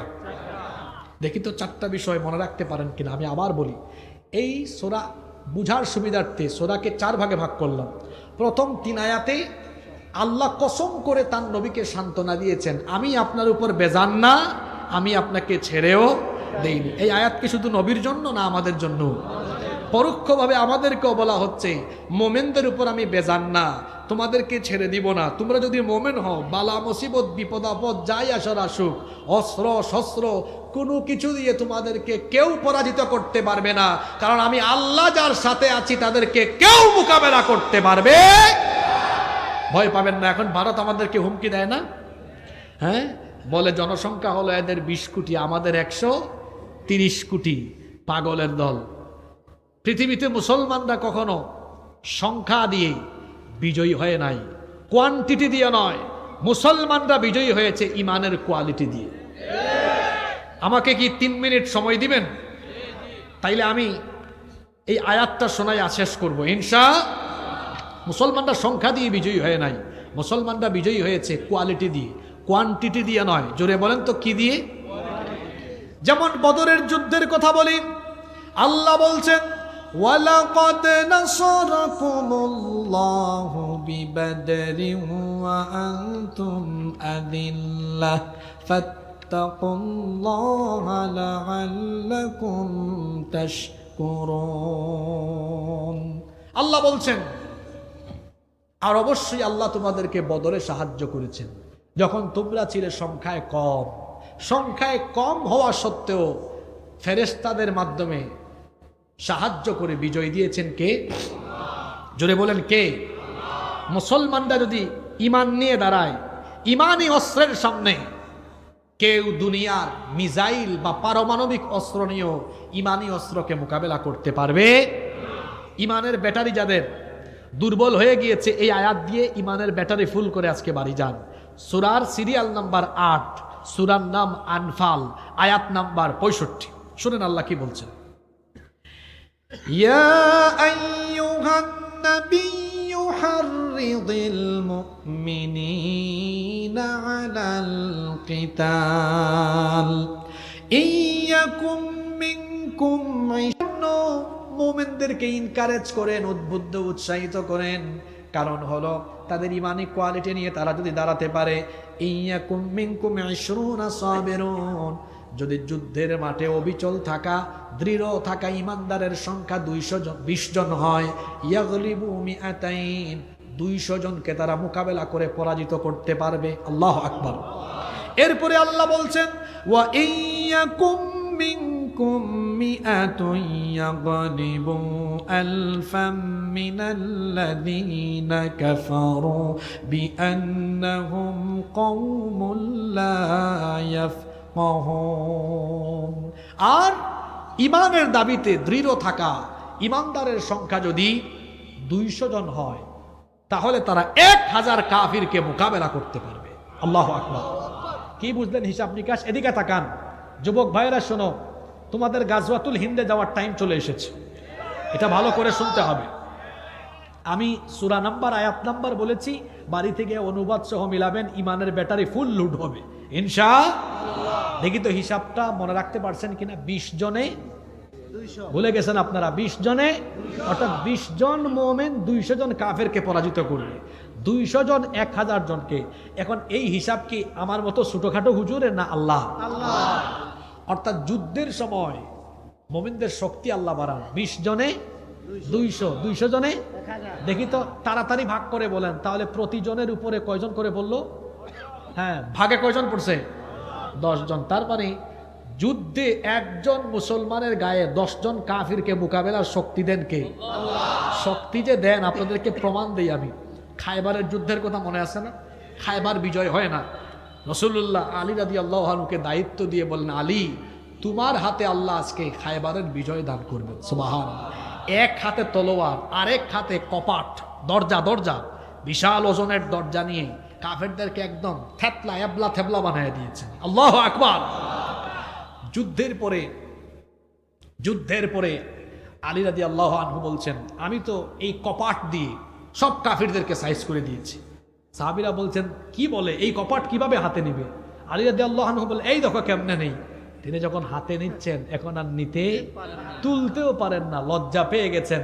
রাসূল দেখে বললেন, আলী লজ্জা পেও না, খায়বারে কাফিরদেরকে সাইজ করার জন্য ওই সময় আল্লাহ নিজে তোমার গায়ে এত শক্তি ঢেলে দিয়েছেন। আল্লাহু আকবার। তো ৩৬ জুলাইয়ের আন্দোলনে আমাদের ছাত্র যুবক জনতার হাতে কি গুলি ছিল, বুলেট ছিল? জোরে বলেন। এরা বলে স্যার একটারে মারি 4টা দাঁড়ায় যায়। এদের কাছে হয়তো অস্ত্র শস্ত্র ছিল না, কিন্তু আল্লাহর তরফ থেকে আসা বুক ভরা সাহস আর ইমানি ত্যাগ ছিল বলে গুলি দিয়েও তাদেরকে মোকাবেলা করা যায় না। এবার এই আয়াত শুনেন, আল্লাহ বলছেন যুদ্ধক্ষেত্রে মুমিন যদি হয় 20 জন, কয়জন কাফেরকে পরাজিত করবে? 200 হলে 1000, তাইলে আনুপাতিক হইল একজনে কয়জন? 10 জন। এই যে গাধার দল চিল্লাচিল্লি করে, ময়ূখ রঞ্জন এক সাংবাদিক নামের সাংঘাতিক আছে রিপাবলিক বাংলা চ্যানেলে, ও এমন ভাবে লাফায় ব্যাং যেমন লাফায়। তারপরে বাংলাদেশের মানচিত্র ডিসপ্লেতে এনে বলে, এই যে বাংলাদেশের চিকেন স্ন্যাক, এই ফেনীকে আমরা ভাগ করে দিয়ে চট্টগ্রামকে আলাদা করে দিই। কে রে ময়ূখ রঞ্জন, চট্টগ্রাম তোর বাপদাদার নাকি? তারপরে বলে আমার বাড়ি তো সিলেটে, কয় সিলেটকেও আলাদা করে দিবে। আমরা সিলেটি মানুষ, আমাদের আরো একটা পরিচয় আছে, আমরা হযরত শাহজালাল রহমতুল্লাহ আলাইহির রুহানি সন্তান। আমি ফেসবুকে দেখলাম সিলেটের মানুষ যারা সীমান্তে বসবাস করে, তারা বলতেছে, ঠিক আছে আও আইয়া হামাও, হামাইলে বাদাম দিমু। কিতা দিমু? এটা সিলেটি ভাষা কই দিলাম তোরা।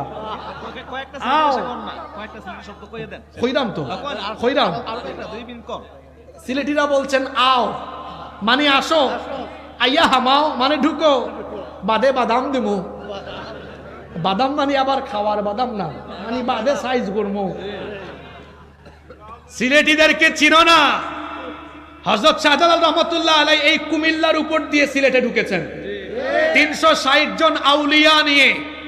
সুরমা নদীর পারে যাওয়ার পরে তিনি জায়নামাজ বিছিয়ে, আল্লাহর ওলি, তার এই কারামত তখন মানুষ দেখেছে, জায়নামাজ বিছিয়ে সিলেটে ঢুকেছেন, গৌর গোবিন্দকে সিলেট থেকে উৎখাত করে দিয়েছেন। হযরত শাহজালাল রহমতুল্লাহ আলাইহির রুহানি সন্তানরা বেঁচে থাকতে সিলেটের 1 ইঞ্চি জমির উপরে যারা চক্ষু দিবে সেই চক্ষুকে উপড়ে ফেলা হবে। তারপরে বলে কি রংপুর দখল করে নিবে। এ ময়ূখ রঞ্জন, বাংলাদেশ তোর বাপদাদার নাকি রে? এই বাংলাদেশের মানচিত্র, এর উপরে যদি ভারতের আধিপত্যবাদ, উগ্রবাদ, জঙ্গিবাদী দলের লোকেরা যদি এই বাংলাদেশের মানচিত্রের দিকে কুনজর দেয়, ইউনূস সাহেব বলেছেন 7 সিস্টার, আর আমি বলছি তাদের যতগুলো রাজ্য আছে সবগুলো রাজ্য অখণ্ড ভারতের মানচিত্র থেকে টুকরা টুকরা হয়ে যাবে। বাংলাদেশের 20 কোটি জনগণকে খেপালে এমন ভাবে ভারতের বিরুদ্ধে সবাই ঐক্যবদ্ধ হয়ে দাঁড়াবে। রাসূলুল্লাহর ভবিষ্যৎবাণী অনুযায়ী গাজওয়াতুল হিন্দ যখন আরম্ভ হয়ে যাবে, ভারতের মানচিত্র টুকরা টুকরা হয়ে দিল্লিতে ইসলামের পতাকা উড়াইয়া দেওয়া হবে। ভারত, একবারে স্লোগান দিও ভাই, তোমার লাইনে তুলে দিই আমি একবারে। ভারত বাংলাদেশের সাথে কোনোদিনও পারবে না। এটার কুরআন, হাদিস আর বাস্তবিক কারণ বলে তারপরে শেষ করব। আপনাদের কষ্ট হচ্ছে নাকি? কোরআন, হাদিস আর বাস্তবিক কারণ দেখা যায়। আগে কোরআন থেকে বলি। এখানে আল্লাহ বলেছেন যুদ্ধের সময় মুমিনের, ইমানদারদের গায়ে আল্লাহ এমন শক্তি দেন, একজনের গায়ে 10 জনের শক্তি, 10 জনকে মোকাবেলা করতে পারে। এই হিসাবটা আমার না কোরআনের? সূরা আনফালের 65 নম্বর আয়াতকে বাড়ি পড়বেন। এখন বলেন তো, বাংলাদেশে 20 কোটি মানুষ, 14 কোটি মুসলমান, এরা সংখ্যায় 14 কোটি, কিন্তু কোয়ালিটিতে 14 গুণ 10 140, মানে আমাদের সংখ্যা 14 কোটি, কিন্তু কোয়ালিটিতে আমরা কত? মানে 140 কোটির শক্তির সমান। আল্লাহু আকবার। ওরা বলে 130 কোটি, এর মধ্যে 30 কোটি আমাদের ভাই, বাকি আছে হেরা 100 কোটি। তো ওই 30, এই 30 গুণ 10 300 কোটি, আর এইদিকে 14 কোটি গুণ 10 140 কোটি, মোট হলো 440 কোটি। এই ভারতের উগ্রবাদী হিন্দুরা যদি আমার দিকের মানচিত্রের দিকে কুনজর দিয়ে এগিয়ে আসে, শিলপাটা পাটাপুতাইল বুঝেন তো, ওই দিকে আমাদের 30 কোটি, এই দিকে 14 কোটি, 30 আর 14-এর মাঝখানে যখন উগ্রবাদীরা ঢুকবে, শিলপাটার মাঝখানে ঢুকলে যা হয়, উগ্রবাদীদের অবস্থা তাই হবে, একদম এবলা থাপলা হয়ে যাবে। আমি কোরআন থেকে বললাম এরা পারবে না, এবার হাদিস থেকে বলি এরা পারবে না। এই হাদিসটা নাসাই শরীফে, এই হাদিসটা এসেছে তিরমিজি শরীফে। হাদিসের রাবি, বর্ণনাকারী হচ্ছেন সাউবান রাদিয়াল্লাহু আনহু। তিনি বলছেন আল্লাহর রাসূল বলেছেন, ইসাবাতানি মিন উম্মতি আহরাজাহুমাল্লাহু মিনান নার, আমার উম্মতের 2টা দলকে আল্লাহ তাআলা জাহান্নাম থেকে মুক্তি দিয়েছেন। সুবহানাল্লাহ।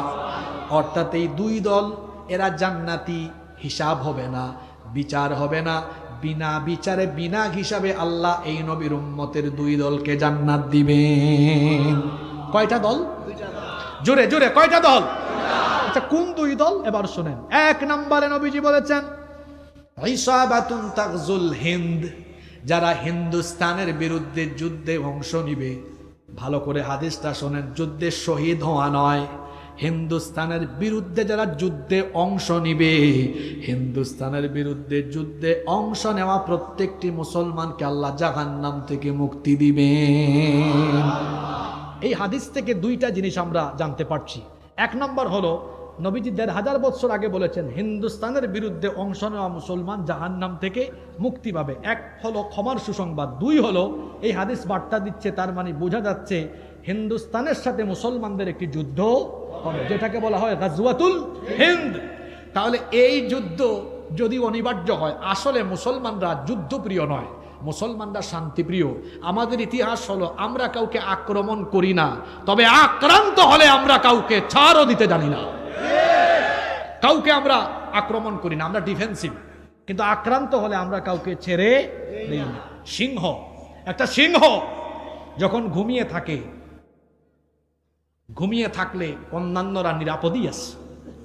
আর আপনি যদি সিংহের কানের কাছে এসে হুদাই খুঁচাখুচি করেন, সিংহ যদি জেগে উঠে তাহলে কিন্তু খবর আছে। মুসলমান হলো সিংহের জাতি। এই বাংলাদেশের মুসলমান, তারা শান্তিপ্রিয়, তারা শান্তিতে আছে, শান্তিপ্রিয় হয়ে আছে, সংঘাত চায় না। হুদাই যদি আপনি কানের কাছে এসে কিংবা মানচিত্রের কাছে এসে ঘেঁষাঘেঁষি করেন, যদি শান্তিপ্রিয় এই মানুষকে অশান্ত করে তুলেন, ভারতের মানচিত্র টুকরা টুকরা হয়ে যাবে। রাসূল বলেছেন এই উম্মতের 2 দলকে জাহান্নাম থেকে মাফ করে দেওয়া হবে। 1, যারা হিন্দুস্তানের বিরুদ্ধে যুদ্ধে অংশ নেবে। আরেক দল আছে না? আরেক দল কারা? ওয়া ইসাবাতুন তাকুনু মা ঈসা ইবনে মারইয়াম আলাইহিস সালাম, আরেক দল হলো যারা ঈসা আলাইহিস সালামের অনুসারী হয়ে ঈসা আলাইহিস সালামের সৈন্য বা সাথী হবে। আমরা জানি একজন নবীর এখনো ইন্তেকাল হয় নাই, মৃত্যু হয় নাই, সেই নবীর নাম হলো জোরে বলেন। তবে খ্রিস্টানদের আকীদা হলো ঈসা আলাইহিস সালামকে তারা শুলে চড়িয়ে হত্যা করেছে। আসল কথা হলো কোরআন আমাদেরকে বলছে তারা যাকে শুলে চড়িয়ে হত্যা করেছে তিনি ঈসা ছিলেন না, তিনি ছিলেন মিস্টার মিসা। কারণ যে সৈন্যরা ঈসা আলাইহিস সালামকে ধরার জন্য ঘরে ঢুকেছিল, ওই সময় আল্লাহ ঈসা আলাইহিস সালামকে ঘর থেকে আসমানে উঠাইয়া হেফাজত করেছেন। সুবহানাল্লাহ। কারণ দুইটা কারণ, এক নাম্বার কারণ আল্লাহ তার নবীকে হেফাজত করবেন ওয়াদা ছিল, আরেকটা কারণ হলো তিনি দোয়া করেছিলেন, আল্লাহ আখেরি নবীর উম্মত না বানায়া আমাকে মরণ দিও না। এই দোয়া আল্লাহ কবুল করেছেন। এই জন্য আল্লাহ তাআলা তাকে আসমানে হেফাজতে রেখে দিয়েছেন।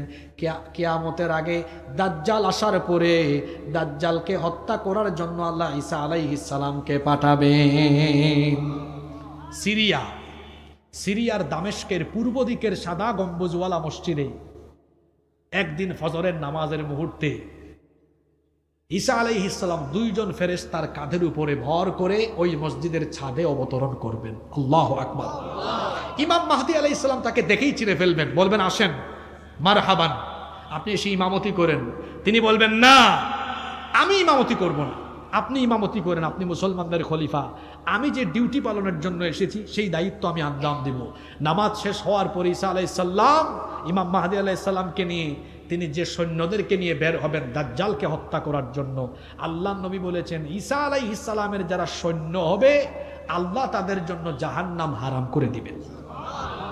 কুমিল্লার মুসলমানদেরকে আজকে বলে যাব, জানি না আমরা আমাদের হায়াতে দাজ্জাল পাই কিনা, যদি দাজ্জাল পাই তাহলে দাজ্জালের বাহিনীর বিরুদ্ধে মোকাবেলার জন্য ঈসা আলাইহিস সালামের সৈন্য হতে আমরা রাজি আছি না নাই?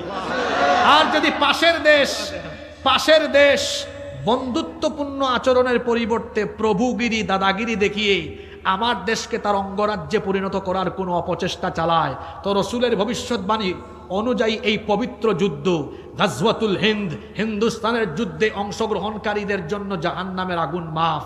যদি তারা এই যুদ্ধকে অনিবার্য করে ফেলে, আমরা শান্তিপ্রিয় যুদ্ধপ্রিয় নই, তবে তারা যদি আমাদেরকে আক্রান্ত করতে আসে, বাংলাদেশের প্রতিটি তরুণ, প্রতিটি যুবক, আবাল বৃদ্ধ বনিতা জাহান্নাম থেকে মুক্তি পাবার আশায় ইমানি চেতনা নিয়ে যদি গাজওয়াতুল হিন্দে অংশগ্রহণ করে, নবীজি বলেছেন অসংখ্য লোকেরা শহীদ হবে, কিন্তু হিন্দুস্তানে যুদ্ধে আল্লাহ মুসলমানদেরকে বিজয় দিবেন। যদি যুবক, তরুণ, আবাল বৃদ্ধ বনিতা এই পবিত্র যুদ্ধে এদেরকে মোকাবেলার জন্য দাঁড়িয়ে যায়, ইউনূস সাহেব বলেছেন 7 সিস্টার, 7 রাজ্যের কথা। আর আমি আজকে রসুলের হাদিস থেকে বলে গেলাম, শুধু 7 সিস্টার নয়, গোটা ভারতবর্ষের মানচিত্র টুকরা টুকরা হয়ে যাবে। আমাদের পূর্বপুরুষরা 750 বছর ভারতবর্ষ শাসন করেছিলেন, সেই সোনালী ইতিহাস গাজওয়াতুল হিন্দের মাধ্যমে আমরা এমন ভাবে ফিরিয়ে আনবো, গোটা ভারতবর্ষের প্রতি ইঞ্চি জমির উপরে আমরা কালেমার পতাকা উড়িয়ে দিব।